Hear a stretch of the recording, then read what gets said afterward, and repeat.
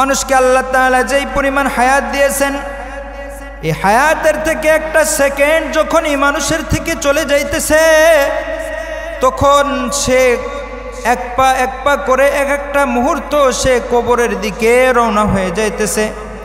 একটা বছরে 365টা দিন, 365টা দিন যখন মানুষের হায়াত থেকে চলে যায়, তখন একটা বছর সে পিছনে ফেলে যায়। তার বয়স বৃদ্ধি পায় না, বরং তার হায়াত আস্তে আস্তে আস্তে আস্তে কমতে থাকে। আর এরকমের কমতে কমতে সে এরকমভাবে কবরের মধ্যে পৌঁছে যাবে। কথা বলেন ঠিক কিনা? কখন মৃত্যু তার সামনে এসে উপস্থিত হবে সে নিজেও টের পাইবে না।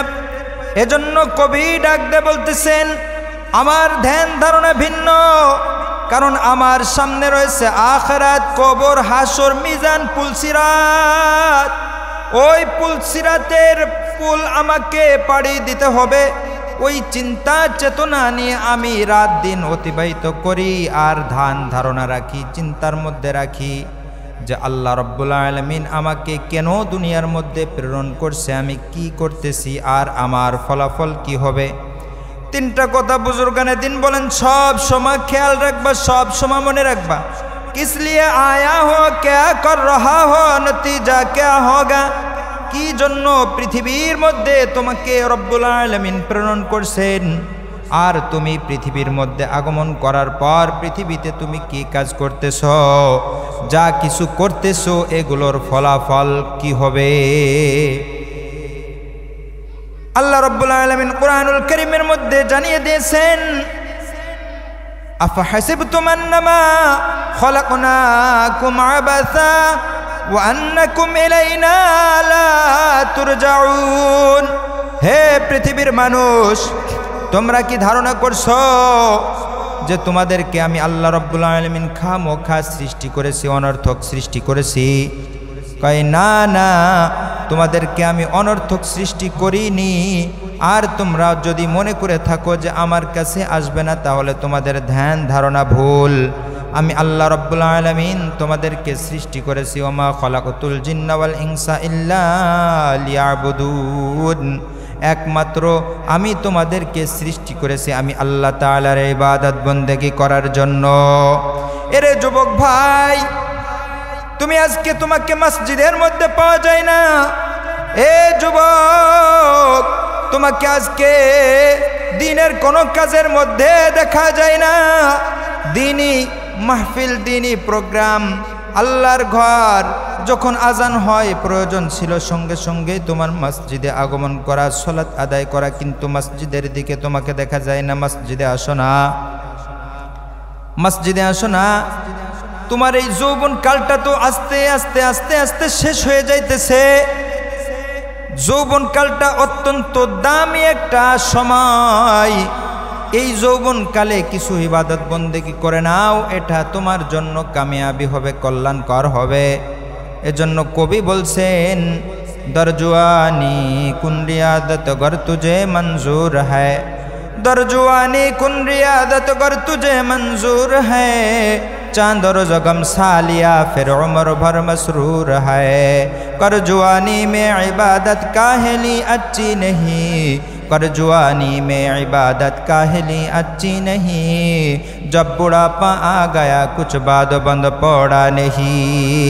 कवि डाक दे बोलतेছেন, হে পৃথিবীর যুবকেরা শোনো, আল্লাহ রাব্বুল আলামিন তোমাকে যৌবন কাল দান করছে, হায়াত নামক এক দৌলত আল্লাহ তাআলা দান করছে। এই যৌবন কালে তুমি কিছু আমল করো, রিয়াজাত, মুজাহাদা, মুশাহাদা করো, ইবাদত বন্দেগীর মধ্যে লেগে থাকো। অল্প কিছুদিন পরে তোমার এই যৌবন কাল আর থাকবে না।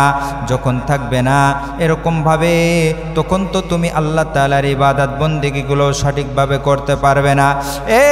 যারা এরকমভাবে বৃদ্ধ হয়ে গেছে, তারা এত দুর্বল হয়ে গেছে যে তারা অজু করে এরকমভাবে মসজিদের দিকে আসে।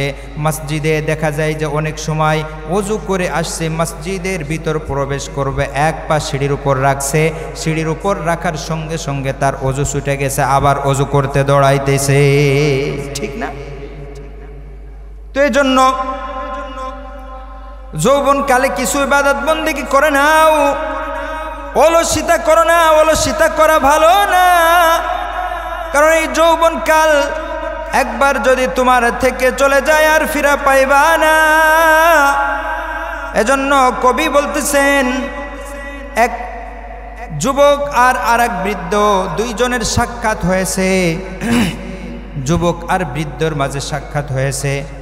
যুবক রাস্তা দিয়ে চলতেছে, বৃদ্ধও রাস্তা দিয়ে চলতেছে। বৃদ্ধ মানুষ বৃদ্ধ হইতে হইতে হইতে হইতে এরকমভাবে কুজা হয়ে গেছে, লাঠি ভর দিয়ে দিয়ে হাঁটতেছে। তো যুবক বৃদ্ধ বাবাজিকে দেখে মনে করছে যে বৃদ্ধ বাবা মনে হয় রাস্তার মধ্যে কোনো কিছু হারিয়ে ফেলছে। এই জন্য বৃদ্ধ বাবা বৃদ্ধ বাবাকে যুবক ডাক দিয়ে বলতেছে, বৃদ্ধ বাবা, चगम कर दी चगम गश्ती दरीरा, जो आने गुफ्त बपीरे तू दिलागा, जो आने गुफ्त बपीरे तू दिलागा, चगम कर दी चगम गश्ती दरीरा। ए বৃদ্ধ বাবা, এই যে রাস্তার মধ্যে তুমি চলতেছো, তুমি মনে হয় কোনো কিছু হারিয়ে ফেলছো। কি যেন তুমি তালাশ করতেছো। তুমি আমাকে বলো যে তুমি কি হারিয়ে ফেলছো। তুমি যদি কোনো জিনিস হারিয়ে ফেলো তাহলে সেটা আমি তোমার তালাশ করে দেব। তুমি যদি বাড়ি না চেনো, রাস্তা যদি হারিয়ে ফেলো তাহলে আমার কাছে বলো, আমি তোমার রাস্তা দেখাই দেব, তোমার বাড়িতে আমি পৌঁছে দেব। জওয়াব আসদাদ পীরে খোশে তাকাল্লুম, জওয়ানিরা দরিরা করদ আঙ্গাম। এবার বৃদ্ধ বাবা হাসি হাসি মুখ নিয়ে যুবককে বলতেছে যে, যুবক শোনো, এই যে রাস্তা, এই রাস্তার মধ্যে আমি আমার যৌবন কালটা হারিয়ে ফেলছি। কই কিভাবে আপনি যৌবন কালটা হারিয়ে ফেললেন? কই যৌবন কালটা আমি এভাবে হারিয়েছি যে এই যে রাস্তা, এটা আমার ছোটবেলার রাস্তা। এই রাস্তা দিয়ে আমি চলাফেরা করছি। চলাফেরা করতে করতে আমি যৌবন কালে উপনীত হয়েছি। যৌবন কালে বিবাহ শাদী করছি, এই রাস্তা দিয়ে আমি গিয়েছি। যৌবন কালে বিবাহ শাদী করার পর সন্তান হয়েছে। ছোট্ট সন্তানের কচি হাতটা ধরে ধরে আমি এই রাস্তা দিয়ে চলাফেরা করছি। আমি এই রাস্তা দিয়ে বাজার সদাই করছি, আত্মীয় স্বজনের সাথে দেখা সাক্ষাৎ করেছি। এই রাস্তা দিয়ে আমি যাতায়াত করছি। এই রাস্তা দিয়ে চলাফেরা করতে করতে করতে করতে কখন যেন আমার হায়াতের যৌবন কালটা শেষ হয়ে গেছে, আমি টেরও পাই নাই। ওই যৌবন কালটা আমি খুঁজতেছি। জোয়ানে গুফত বাপীরে তু দিলাগা, জোয়ানে গুফত বাপীরে তু দিলাগা, চগম কর দি চগম গশ্তি, জোয়ানে গুফত বাপীরে তু দিলাগা।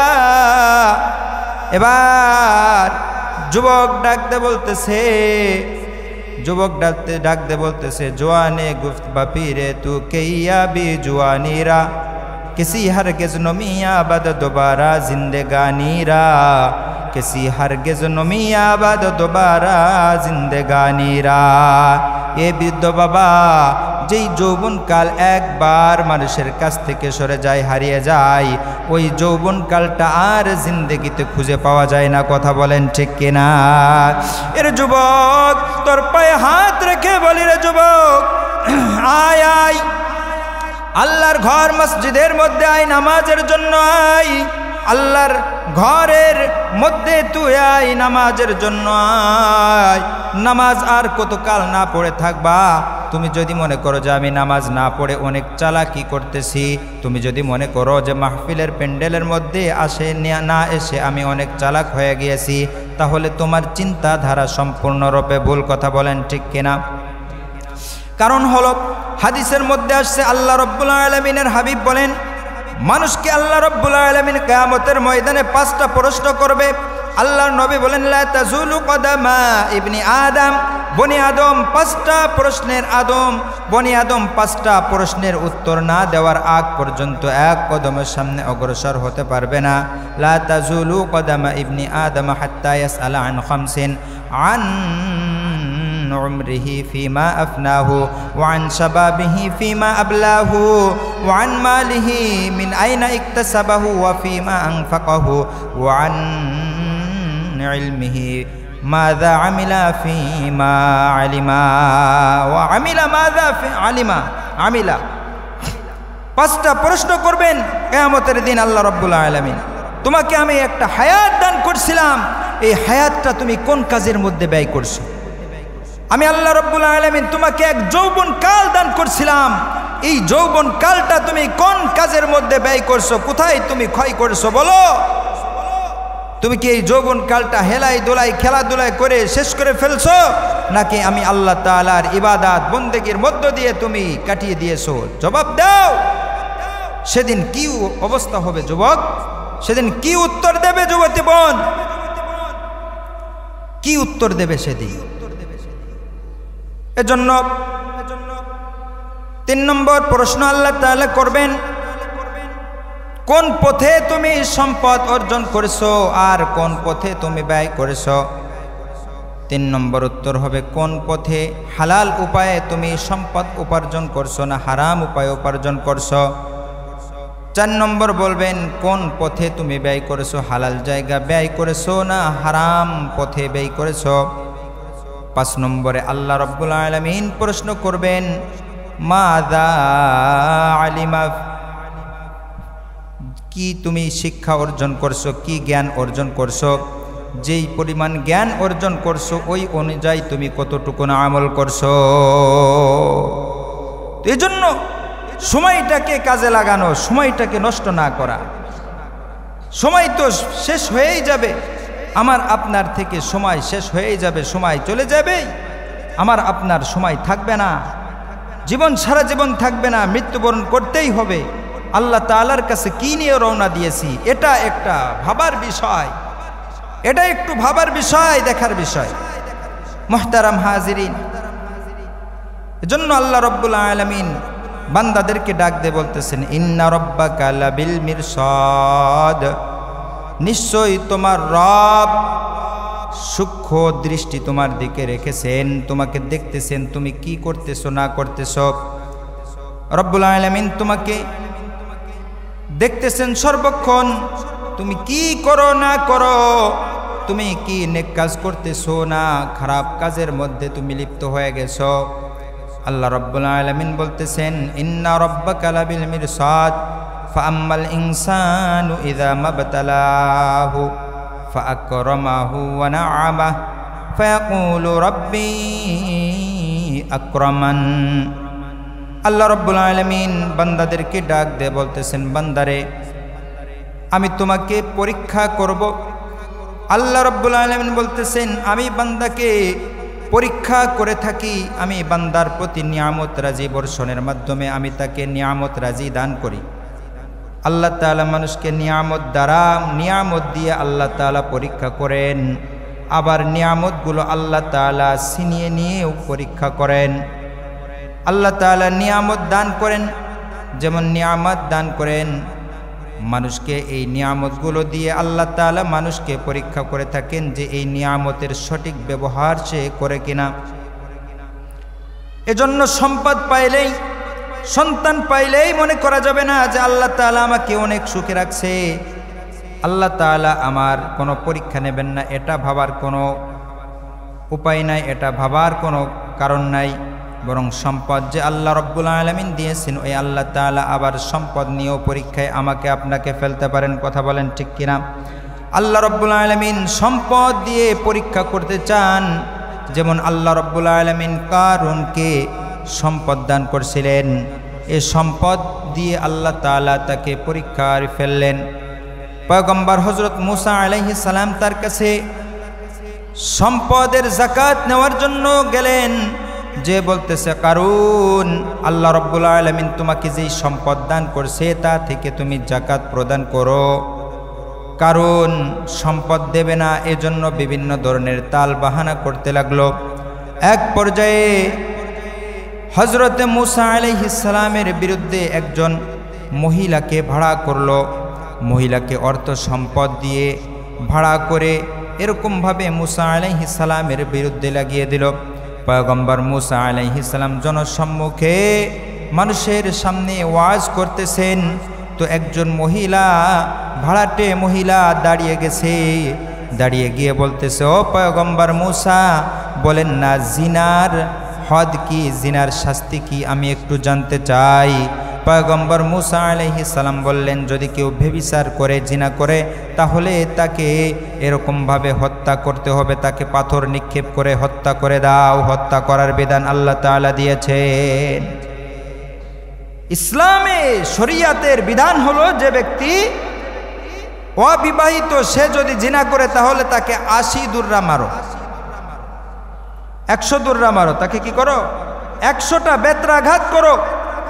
আর যদি সে এরকমভাবে বিবাহিত হয় আর অপকর্ম করে জিনার সাথে লিপ্ত হয়ে যায়, ব্যভিচারের সাথে লিপ্ত হয়ে যায়, তাহলে তাকে মাজা পর্যন্ত গেড়ে দিয়ে পাথর মেরে তাকে দুনিয়ার বুক থেকে চিরতরে বিদায় করে দাও। এটা হলো ইসলামের বিধান। আজ বাংলাদেশে একটা অবস্থান তৈরি হয়েছে, ইসলামী রাষ্ট্র কায়েমের, দিন কায়েমের এক অবস্থান তৈরি হয়েছে। এখন প্রত্যেকটা মুসলমানকে, প্রত্যেকটা মুমিনকে এই পদক্ষেপ গ্রহণ করতে হবে যে এই বাংলার বুকে ইসলামী শাসনতন্ত্র, ইসলামী জীবন ব্যবস্থা, ইসলামী রাষ্ট্র কায়েম করার। কথা বলেন ঠিক কিনা? এই সুযোগ যদি মুসলমান হাত ছাড়া করো, মনে রাখো তোমরা অদূর ভবিষ্যতে শুকর কুকুরের থেকেও তোমাদের অবস্থা খারাপ হবে। ইসলাম আর ঈমান নিয়ে পৃথিবীর মধ্যে টিকে থাকতে পারবে না।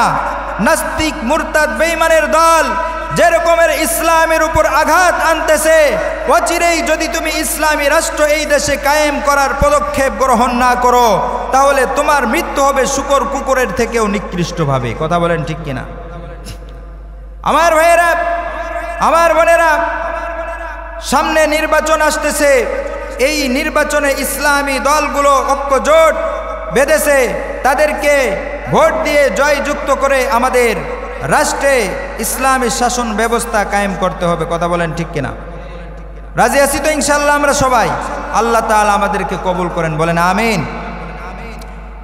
আমার প্রিয় ভাইয়েরা, তো আল্লাহ রাব্বুল আলামিন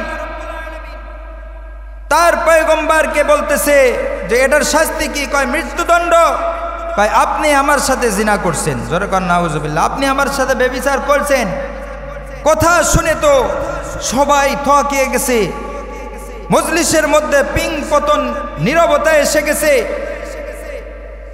পয়গম্বর মুসা আলাইহিস সালাম ছিলেন রাগী পয়গম্বর। এমন রাগ হয়েছে যে তার চুলগুলো খাড়া হয়ে গেছে, পাগড়ির মধ্যে ভেদ করে উপরের দিকে উঠে গেছে। আমার নামে এত বড় অপবাদ! পয়গম্বর মুসা আলাইহিস সালামের চেহারা লাল হয়ে গেছে, চক্ষু দুটো লাল হয়ে গেছে। মহিলার দিকে তাকিয়ে মহিলাকে ঝাড়ি দিয়ে বলতেছে, এই মহিলা, সঠিক কথা বলো, তুমি কত টাকা ঘুষ খেয়েছো? সঠিক কথা বলো, তা না হলে তোমার উপর আল্লাহ তাআলার গজব নাজিল হবে। মহিলা তো ভাড়াটে। দুনিয়ার মধ্যে এরকম ওলামা ইকরামের পিছনে মানুষ লেলিয়ে দেয়, ভাড়াটে গুন্ডা লাগিয়ে দেয়, ভাড়াটে নারী এরকম লাগিয়ে দেয় তার ইজ্জত আবরু সম্মান নষ্ট করার জন্য। কথা বলেন ঠিক কিনা? বাংলাদেশের মধ্যেও এরকমের বিভিন্ন কুচক্রী মহল চক্রান্ত করে মুসলমানদেরকে, মুসলমানের ওলামা ইকরামকে কলুষিত করার পাইতারা করতেছে। এজন্য আমাদের সব সময় সতর্ক থাকতে হবে যেন কোনো রকমেরই এই নাস্তিক মুরতাদ বেঈমানের দল কোনো ওলামা ইকরামের উপর আঘাত করতে না পারে। কথা বলেন ঠিক কিনা? কিছুদিন আগে আপনারা দেখছেন একজন ঢাকার একজন আলেমকে কিভাবে অপমান লাঞ্ছনা করছে। আমার প্রিয় ভাইয়েরা, পয়গম্বর মুসা আলাইহিস সালাম মহিলাকে ধমক দেওয়ার সঙ্গে সঙ্গে মহিলার দিলের মধ্যে কাঁপন উঠে গেছে। দিলের মধ্যে যখন কাঁপন উঠে গেছে, মহিলা আর নিজেকে স্থির রাখতে পারে নাই। তার জবানটা কার দেওয়া বলেন? জবানটা তো আল্লাহর দেওয়া। আযাবের ভয়ে, গজবের ভয়ে সত্য কথা বল ফেলছে যে কারুন আমাকে এত টাকা দান দিয়েছে, আমাকে এত টাকা উপহার দিয়েছে, আমাকে হাদিয়া দিয়েছে, আমাকে ঘুষ দিয়েছে, আমাকে কারুন আমাকে এতগুলো টাকা ঘুষ দিয়েছে, যার বিনিময়ে আমি আপনার বিপক্ষে অবলম্বন করছি, আমাকে আপনি ক্ষমা করে দেন। হযরত পয়গম্বর মুসা আলাইহিস সালাম রাগ, কারণ তোর কাছে যাকাতের পয়সা চাইলাম, এজন্য তুই আমার বিরুদ্ধে এমন একটা অপকৌশল আটলি আমাকে বদনাম করলি। আল্লাহ তাআলার কাছে দোয়া করছে, আল্লাহ কারুনকে আপনি এরকম ভাবে ধ্বংস করে দেন। মাটিকে আদেশ করছে, হে জমিন কারুনকে তার ধন সম্পদ ধর। কারুনের তো সম্পদ যে তার সম্পদের এরকম ভাবে তার সম্পদের চাবি বহন করত, উট তার সম্পদের চাবি বহন করত। এত পরিমাণ সম্পদ আল্লাহ তাআলা দান করছে। এজন্য ভাই আল্লাহ তাআলার পয়গম্বর মুসা আলাইহিস সালাম বদদুয়া করার সঙ্গে সঙ্গে কারুনের সব সম্পদগুলো মাটির নিচে ডাবতে আছে, কারুনও ডাবতে আছে। এক পর্যায়ে ডাবতে ডাবতে সব সম্পূর্ণ সম্পদ এবং সে নিজেও মাটির নিচে ডেবে গেল। হাদিসের মধ্যে আসছে কিয়ামত পর্যন্ত কারণ এবং তার সম্পদ মাটির অতল গহ্বরে ডুবতেই থাকবে। এজন্য সম্পদ আল্লাহ তাআলার দেওয়া নিয়ামত, এই নিয়ামত নিয়ে বড়াই করার কিছু নাই। সম্পদ আল্লাহ তাআলা দান করছেন, আবার এই সম্পদ নিয়ে যাইতেও সময় লাগে না। কথা বলেন ঠিক কিনা? এমনিভাবে আল্লাহ রাব্বুল আলামিন আমাকে আপনাকে সন্তান দান করছেন। এই সন্তানগুলো কার দেওয়া বলেন? আল্লাহ তাআলার পক্ষ থেকে দেওয়া আমার আপনার কাছে আমানত। আল্লাহ তাআলা আমাদেরকে সন্তান দিয়েছেন নিয়ামত। এই আমানতের সঠিক ব্যবহার করতে হবে। এই আমানত সম্বন্ধে আল্লাহ রাব্বুল আলামিন জিজ্ঞাসা করবেন। আল্লাহ রাব্বুল আলামিন যে সন্তান দান করছেন, এই সন্তানটাকে যদি সঠিকভাবে মানুষ করা না যায়, এই সন্তানটাকে যদি ইলমে ওহির জ্ঞান শিক্ষা দেওয়া না হয়, তাহলে কিয়ামতের ময়দানে আল্লাহ রাব্বুল আলামিন আমাকে আপনাকে ময়দানে মাহশারে দাঁড় করিয়ে জিজ্ঞাসা করবেন, রে বান্দা আমি তোমাকে আমার পক্ষ থেকে একটা নিয়ামত দান করছিলাম, সেই নিয়ামতের নাম হলো সন্তান। এই সন্তানটার হিসাব তুমি দাও। এই সন্তানটাকে তুমি কোন শিক্ষায় শিক্ষিত করছো? জেনারেল শিক্ষায় দুনিয়ার শিক্ষায় শুধু শিক্ষিত করছো, নাকি উখরবি শিক্ষায় শিক্ষিত করছো? আমার কাছে হিসাব দাও। এ দোস্ত আহবাবেরা, এ পর্দার মা, আল্লাহ রাব্বুল আলামিন যেই আমানত আমার আপনার কাছে দিয়েছেন, এই আমানতের হেফাজত আমাকে আপনাকে করতে হবে। এজন্য আগেকার জামানের মা, আগেকার জামানার বাবা, তারা এই সন্তানগুলোকে নিয়ামত আল্লাহ তাআলার পক্ষ থেকে দেওয়া আমানতের হেফাজত করছে। আল্লাহ রাব্বুল আলামিন যেই সন্তান দান করছে, তারা এটার যথেষ্ট ব্যবহার করছে। আল্লাহু আকবার। ওই যে বাইজিদ বুস্তামির নাম আমরা শুনি, ওই বাইজিদ বুস্তামি যখন তার মার গর্ভের মধ্যে থাকা অবস্থায় তার বাবা এরকম ভাবে অসুস্থ হয়ে পড়ছে। অসুস্থ বাবা এরকম ভাবে স্ত্রীকে ওসিয়ত করতেছে, এ আমার প্রাণ প্রিয়তমা স্ত্রী, শোনো, আমার হায়াত বেশিক্ষণ নাই, আমি আর দুনিয়ার মধ্যে থাকতে পারবো না, তবে তোমার গর্ভের মধ্যে আমার রেখে যাওয়া যেই আমানতটা আল্লাহ তাআলা দান করছে, একে তুমি এরকম ভাবে দ্বীনি শিক্ষায় শিক্ষিত করবা, তাকে তুমি আল্লাহওয়ালা বানাবা, দিনদার মুত্তাকিন পরহেজগার বানাবা, তাকে তুমি আলেম বানাবা। সত্যি সত্যি এই কথা বলার পর কিছুদিনের মধ্যে, ওসিয়াত করার পর কিছুদিনের মধ্যেই তার ইন্তেকাল হয়ে গেছে। ইন্তেকাল হয়ে যাওয়ার পর এরকম ভাবে যখন দুনিয়ায় গর্বের থেকে যখন দুনিয়ার মধ্যে বাইজিদ বুস্তামি আসছে, আস্তে আস্তে আস্তে আস্তে বড় হাতে আসে। বাইজিদ বুস্তামি বড় হয়। বড় হওয়ার পর যখন তার মাদ্রাসায় যাওয়ার সময় হয়ে যায়, তখন মা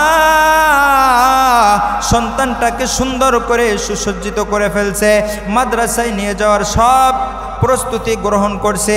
এবার সন্তানের হাতটা ধরে আস্তে আস্তে করে মাদ্রাসার দিকে যায়। দূর, অনেক দূর মাদ্রাসা, পায়ে হেঁটে গেছে। যাতায়াত ব্যবস্থাও ভালো না, অনেক দূরে। মা কষ্ট করে বাইজিদের হাতটা ধরে আস্তে আস্তে করে মাদ্রাসার গেটের সামনে গেছে।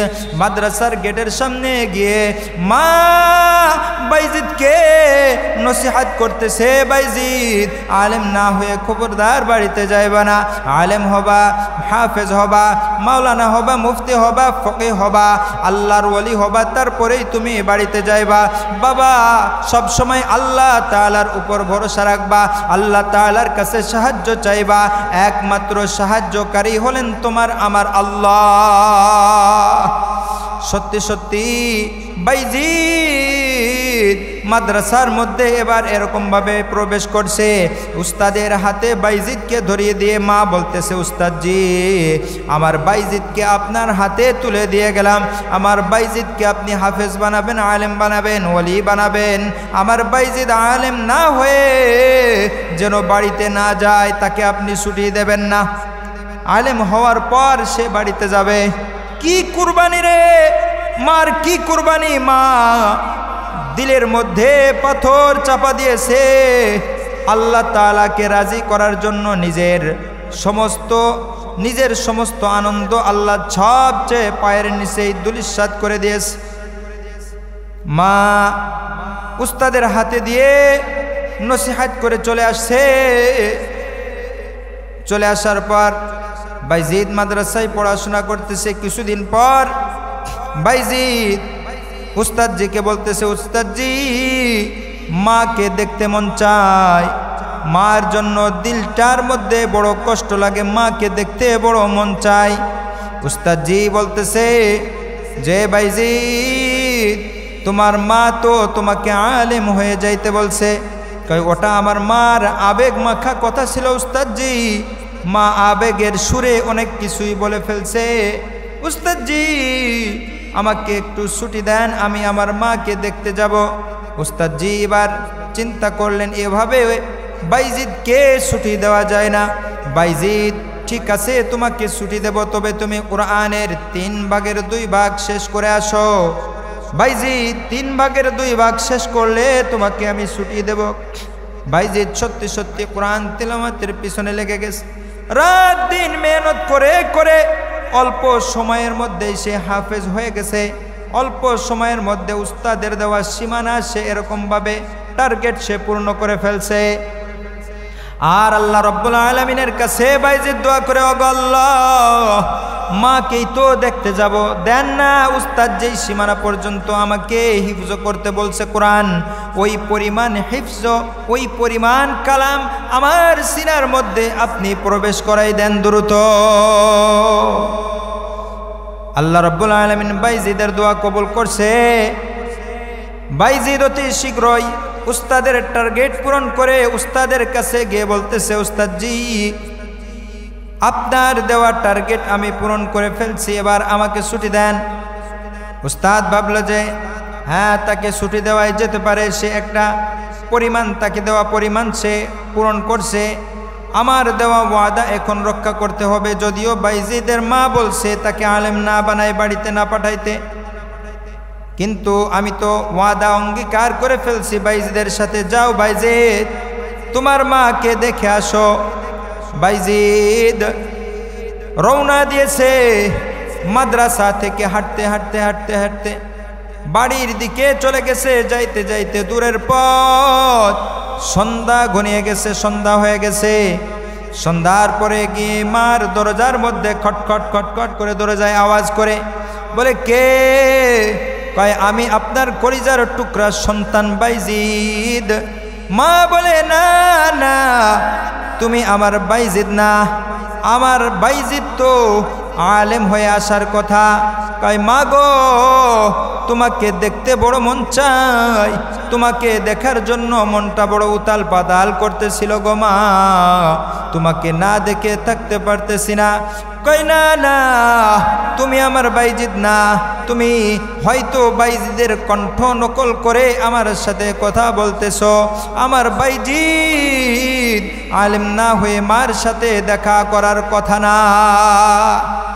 মা দিলটা শক্ত করছে, সন্তানকে আমার আলেম বানাইতে হবে, আল্লাহ তাআলার পক্ষ থেকে দেওয়া এই আমানাত, এই আমানাতের সঠিক ব্যবহার আমার করতে হবে। মা ঘরের মধ্যে চোখের অশ্রু ঝরায়, এদিকে সন্তান মাকে দেখার অপেক্ষায় অপেক্ষমান। অনেক ডাকাডাকি করার পর মা কোনো কিছুতেই এরকমভাবে ঘরের দরজা খোলে না। এক পর্যায়ে বাইজিদ গভীর রজনী পর্যন্ত অপেক্ষা করে দেখলো যে না, আমার মা আমার ঘরের দরজা খুলবে না, আমার জন্য ঘরের দরজা খুলবে না। সুতরাং এখানে থেকে আমার কোনো লাভ নাই, যাই আমি আবার মাদ্রাসায় ফিরে যাই। গভীর রজনীতে আবার রওনা দিয়েছে মাদ্রাসার দিকে। মাদ্রাসায় চলে গিয়েছে, যে বলতেছে উস্তাদজি আমি ওয়াদা করলাম যতদিন পর্যন্ত আপনি অনুমতি না দেবেন ততদিন পর্যন্ত আমি আমার মাকে দেখার জন্য ছুটি নেব না। যতদিন আমি আলেম না হইতে পারবো, যতদিন পর্যন্ত আমি একজন খাঁটি আলেমে দিনের একজন রাহবার হতে না পারবো, ততদিন পর্যন্ত আমি ছুটি নেব না। আপনার অনুমতি ছাড়া মাকে দেখতে যাব না। জোরে কান আল্লাহু আকবার। আলহামদুলিল্লাহ الحمد لمن قدر خيرا وخبالا والشكر لمن صور حسنا وجمالا لا جد ولا ند ولا حد لمولا الآن كمن كان ولم يلق زوالا الله أكبر বাইজিদ এবার পড়াশোনার দিকে মন দিয়েছে। আস্তে আস্তে আস্তে আস্তে বাইজিদের বয়সটাও ভারী হইতেছে। বাইজিদ হাফেজ হয়ে গেছে, আলেম হয়ে গেছে, ফকি হয়ে গেছে। এবার উস্তাদ বাইজিদকে ডাক দে বলতেছে, বাইজিদ আগামীকাল তোমাকে আমি পাগড়ি পরিয়ে দেব, আলেমের পাগড়ি পরাই দেব। এ বাইজিদ আমি তোমাকে আগামীকাল ছুটি দিয়ে দেব, তুমি তোমার মায়ের সাথে দেখা করবে, সাক্ষাৎ করবে।